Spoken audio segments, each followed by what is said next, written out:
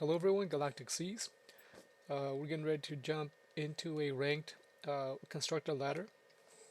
The last few games have gone pretty well. I'm going to be using um, the nature goddess or the druid. I used to play Hearthstone, so a lot of the a lot of the names and I guess the verbiage for some of the stuff I use might not quite be exactly what stuff is called here on Gods Unchained. Uh, just keep in mind that I did used to play Hearthstone quite a bit, so uh, for example, the heroes or the gods in this turn, in this instance, are some all referred to the gods on which are Gods Unchained as heroes sometimes, and it's just so I'm gonna have to adjust that to from what I played before here on Hearthstone. Starting off, we're gonna pick the deal 1 damage to a random creature god power.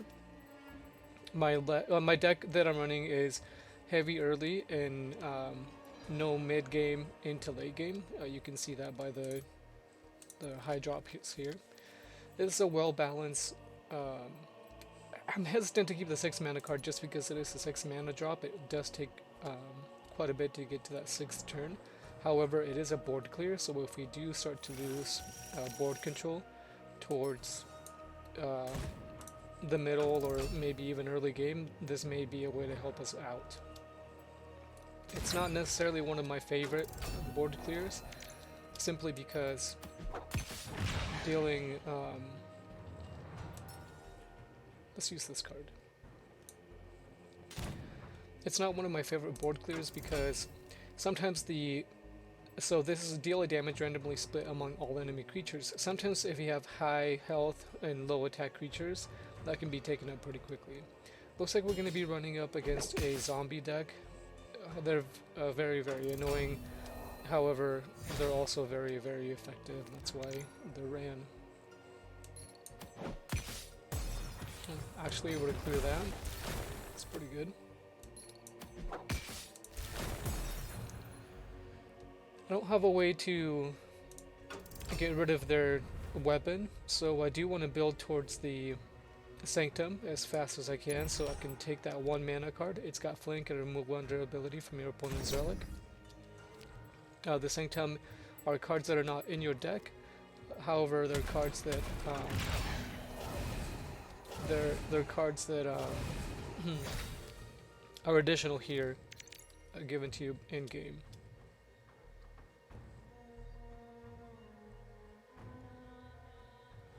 Let's get frenzied. That means we're gonna hit the enemy hero.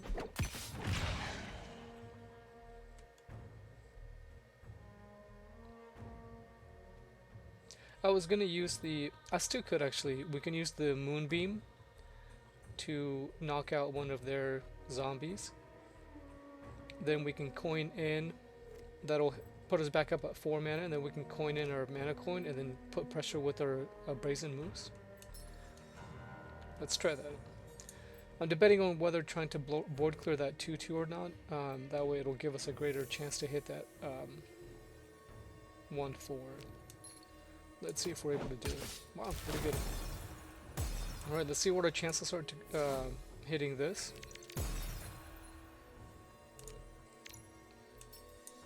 Based on the amount of minions on the board, it wasn't...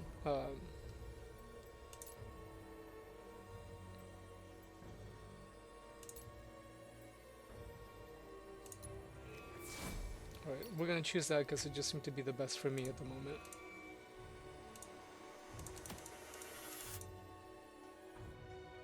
I don't know if I was able to click the moose or not on that.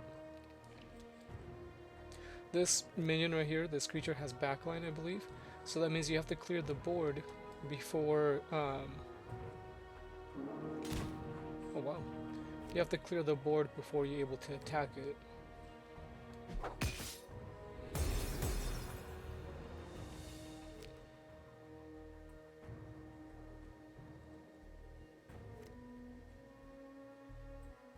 That's a that has really good card synergy, that hero power, because they don't necessarily have to attack in order for them to have to be frenzied.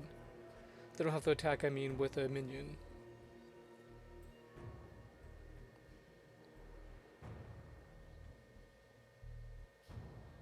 Let's see.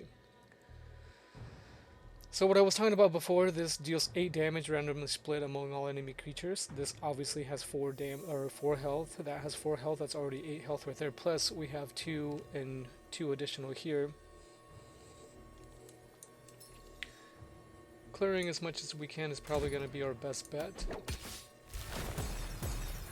Let's see how we do.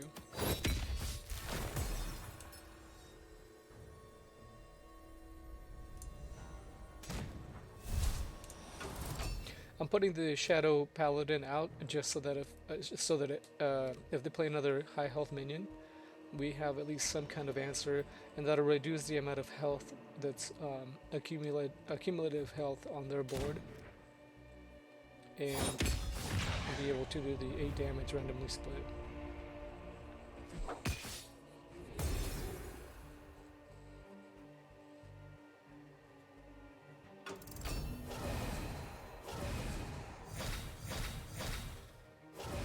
Very good card.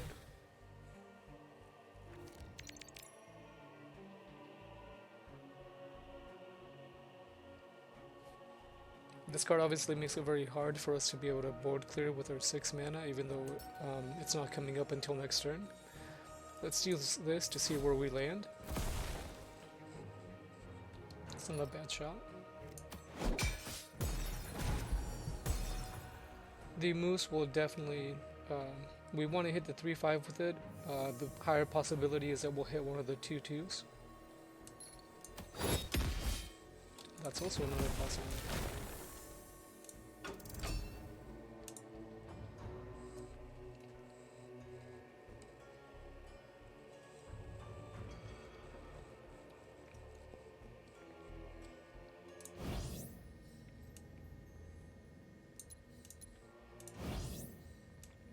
See how their their void is full of just zombies. It's a very, very effective deck. It has good card synergy. It's hard to clear. The way that I see this board or this deck winning mostly is just small ticks of damage throughout every turn and adding just small 1/1s.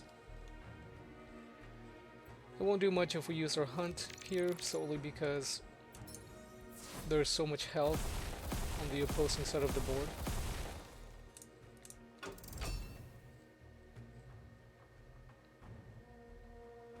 So let's game here. It is a very, very good deck. It doesn't really take much to overfill the board and continue to put pressure and clear minions at the same time. Not it being able to clear this or this really causes a it's really tough to keep any type of control if that's the case.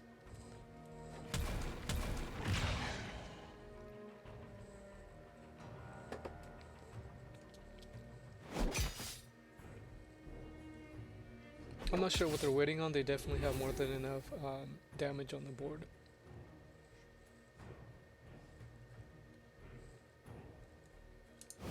So reviewing back what they had, definitely the toughest part was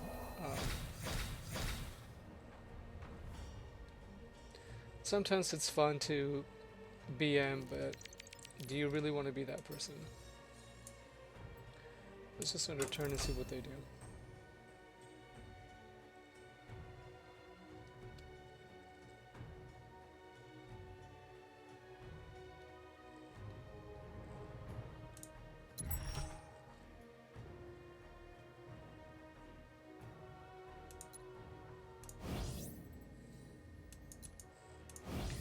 It's good to review your cards here. You can kind of start to see, seeing this, you can figure out what type of plays you could have done or not done at this point. Okay, so they're definitely just taking their time. Let's go ahead and move on. They're not really worth it. Alright, so that being the case, Um, we can also always review. It's not. I wouldn't go back and change my deck solely on that loss, just because it is tough to, if you start to build a deck specifically to just clear the zombie death god, then you're stuck with a deck that only can clear zombie death god, and you have other decks that you're going against that are not just that, not even just the zombie death god, but there could be a board controlled death god or a minion overwhelmed death god. Uh, You got to be confident in the deck that you have, and also understand that not every game that you're going to run is going to be a win. The wins and losses, they're obviously a difference. However, with a loss, you can always take that and say, okay, let's dissect it and see what we could have done better, or if there really wasn't anything that we could have done or tried differently. But you still have that sense of at least inspecting the whole game in the play and the outcome. That'll be it for this one. I will be uploading here a couple more, and that'll be in just a few minutes. Thanks for stopping by.